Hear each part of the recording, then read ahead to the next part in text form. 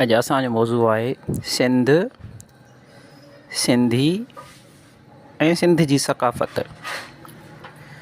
सिंध सदियुनि खां या ईअं चइजे त करोड़नि सालनि खां वजूद में आयल आहे।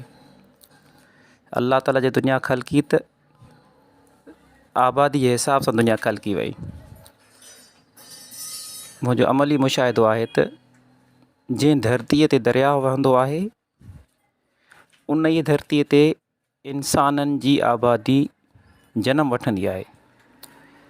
जेकर सिंध खे बि असां ॾिसूं त उन जे नक्शे ते सिंधू दरिया बि विची सींध वांगुरु मथां हलंदो अची समुंड में छोड़ कंदो आहे। अहिड़ी तरह असांजी सिंधी पंहिंजो वजूदु रखूं पिया, आर्या हुजनि या धारिया हुजनि, मुंहं जो दड़ो उन्हनि जी चिटी हिकिड़ी निशानी मौजूदु आहे।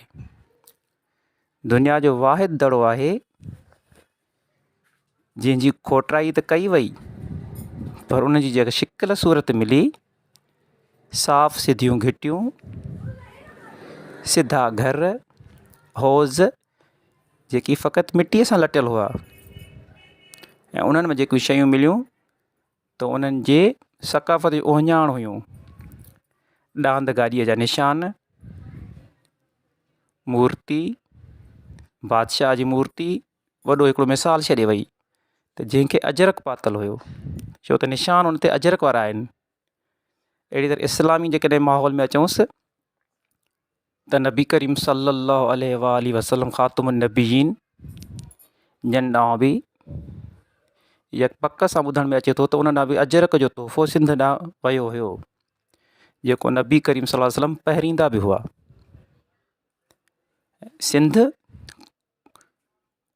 किलाची या कोलाची जे नाले सां मशहूरु हुयो बंदरगाह, त इहा तिजारत थींदी रहंदी हुई।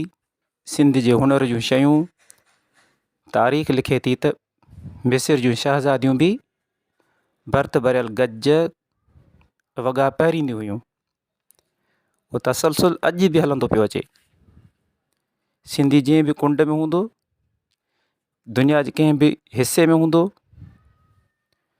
परदेस में हुजे, त उहो सिंध खे साबित क़दम रहण लाइ त अजरक पहिरींदो, टोपी पहिरींदो, पाण खे निर्वार कंदो। सुभाणे जे मुनासिबत सां बि असीं सिंधी उअं ई झरकंदा पिया रहूं। सिंध हुजे या हिंद हुजे या सॼी दुनिया हुजे, सिंधी पंहिंजे धूमधाम सां इन एकता ॾियार खे ख़ुशीअ विचां मल्हाईंदा आहिनि।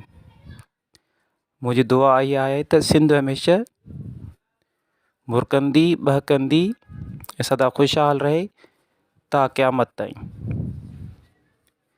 जिए सिंध। सिंध लाइ आलापियल कुझु लफ़्ज़। ओ सिंधड़ी मुंहिंजी जिंदड़ी, जी जल जे प्यार जियां सबा झिड़ी, मुंहिंजनि बचनि जियां प्यारिड़ी। ओ सिंधड़ी तो तां घोर जिंदड़ी, कलम खे ॾियां जुंबश ओ सिंधड़ी।